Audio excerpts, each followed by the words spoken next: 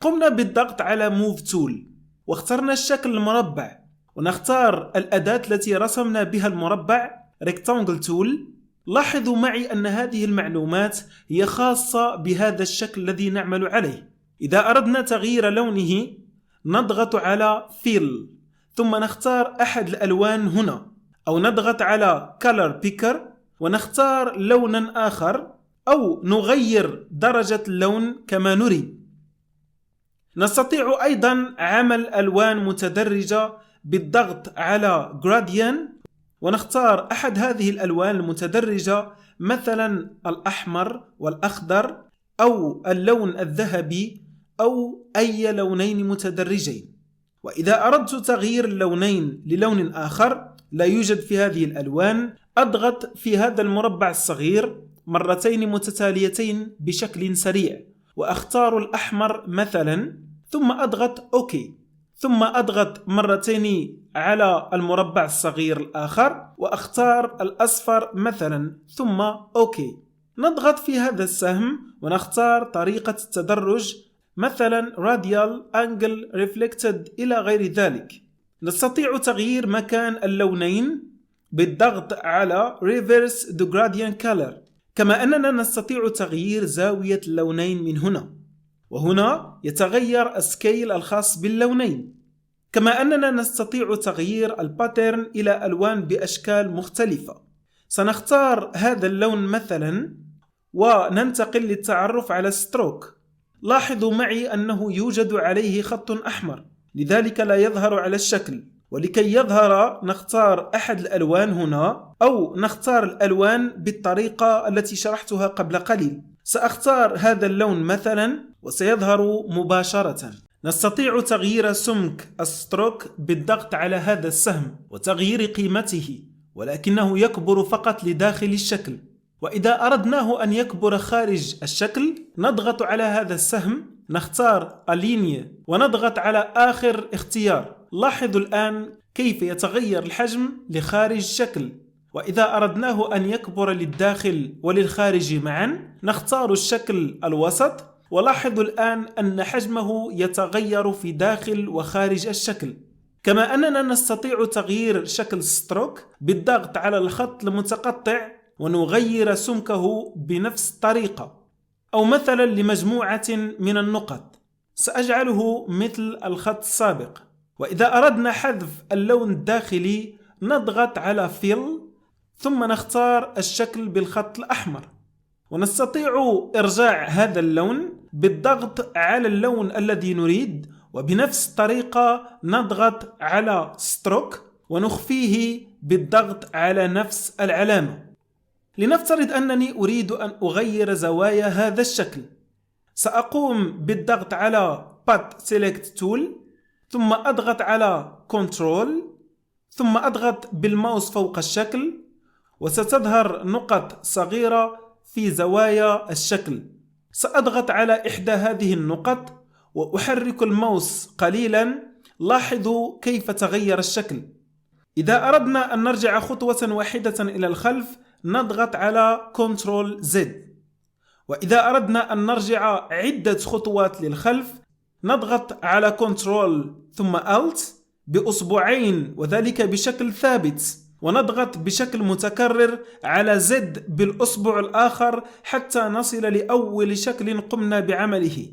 لنفترض أنني أريد أن أغير هذا الشكل إلى شكل مختلف. سأضغط مطولا على Pen Tool وستظهر عندي بأشكال مختلفة. سأختار مثلا Curvature Pen Tool. لاحظوا معي النجمة الصغيرة في البين تول الآن وكيف سيتغير شكلها للإشارة الموجبة. عند أحد أضلاع المربع نضغط هنا، وعندما أرجع لنفس النقطة ستتغير الإشارة لدائرة صغيرة. أضغط بيسار الماوس ثم أحرك يمينا أو يسارا لنلاحظ كيف يتغير الشكل. بنفس الطريقة سأضغط هنا مثلا، ولكن هذه المرة سأضغط مرتين أو 3 مرات وأغير مكان النقط لأحصل على هذا الشكل، وهكذا لأحصل على أشكال متنوعة. وعندما أنتهي من التعديلات أضغط Entrée أو على Move Tool. أستطيع أن أقوم بتطبيق كل ما قلته على جميع هذه الأشكال.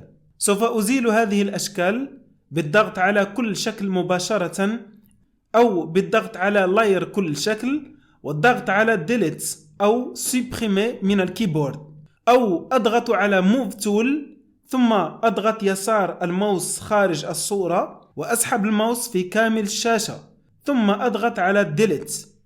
سننتقل الآن للتعرف على البين تول. سنقوم بالضغط مطولا على أداة بين تول وستظهر لنا بأشكال مختلفة، ونختار بين تول الأولى. نضغط على Fill ونزيل اللون الداخلي باختيار No Color.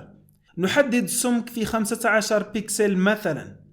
نقوم بالضغط يسار الماوس هنا مثلا، نبتعد قليلا ونقوم بعمل كليك وسيتم رسم مستقيم.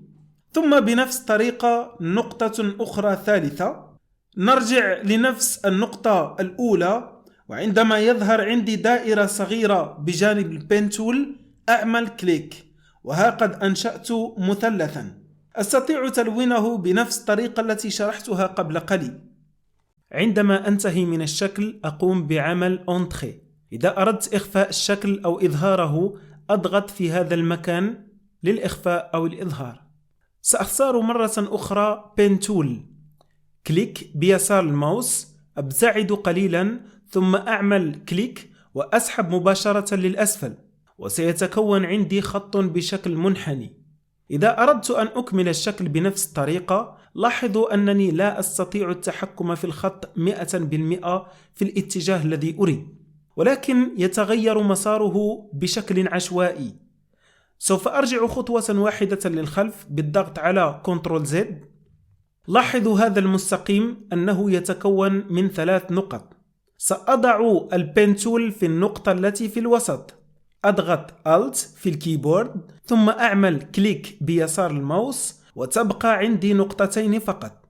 سأبتعد الآن قليلا وأقوم بعمل كليك وأسحب في نفس الوقت، ثم بنفس الطريقة في النقطة التي في الوسط نضغط Alt ثم كليك ثم نبتعد قليلا ونعمل كليك ثم نسحب، وهكذا إلى أن نرسم شكلا معينا إلى أن نصل لنقطة البداية، وعندها تكون دائرة صغيرة جدا.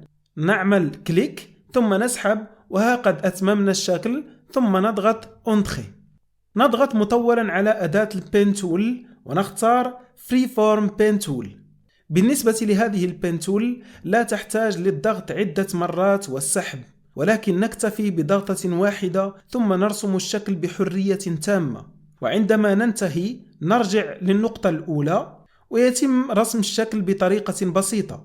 إذا أردنا حذف نقطة معينة من الشكل يكفي وضع البين تول فوقها حتى تظهر لنا إشارة ناقص، ثم نقوم بعمل كليك في هذه النقطة. وإذا أردت إضافة نقطة جديدة يكفي وضع البين تول فوق الخط حتى تظهر إشارة موجبة، ثم نعمل كليك. كما أننا نستطيع تغيير الشكل بالضغط على Curvature Pen Tool وأضع البين تول فوق نقطة من نقاط الشكل حتى تظهر دائرة صغيرة، ثم نسحب للأعلى أو للأسفل هذه النقطة. نضغط مرة أخرى على بين تول ونختار Curvature Pen Tool ونقوم برسم شكل آخر بنفس الطريقة. نضغط هنا كليك ثم نقوم بعمل كليك آخر في هذا المكان. أرجع للشكل وأضع فوقه بين تول. عندما تظهر عندي إشارة زائد وأعمل كليك ثم نقطة أخرى ثانية وأستطيع إضافة نقطة أخرى. الآن سأغير طبيعة هذا المستقيم بالضغط في النقطة الأولى عندما تظهر دائرة صغيرة بجانب البين تول، وأسحب الشكل ثم بنفس الطريقة في هذه النقطة وفي هذه النقطة كذلك. لاحظوا كيف أصبح الشكل الآن. سنقوم بالضغط مطولا ونختار Add Anchor Point Tool. هذه الأداة تقوم بإضافة نقط جديدة في الشكل. أما الأداة الأخرى Delete Anchor Point Tool فتقوم بحذف النقط على الشكل. أما Convert Point Tool فهي تقوم بتغيير الشكل المنحني عند وجود نقطة إلى زاوية، وذلك بالضغط عليها.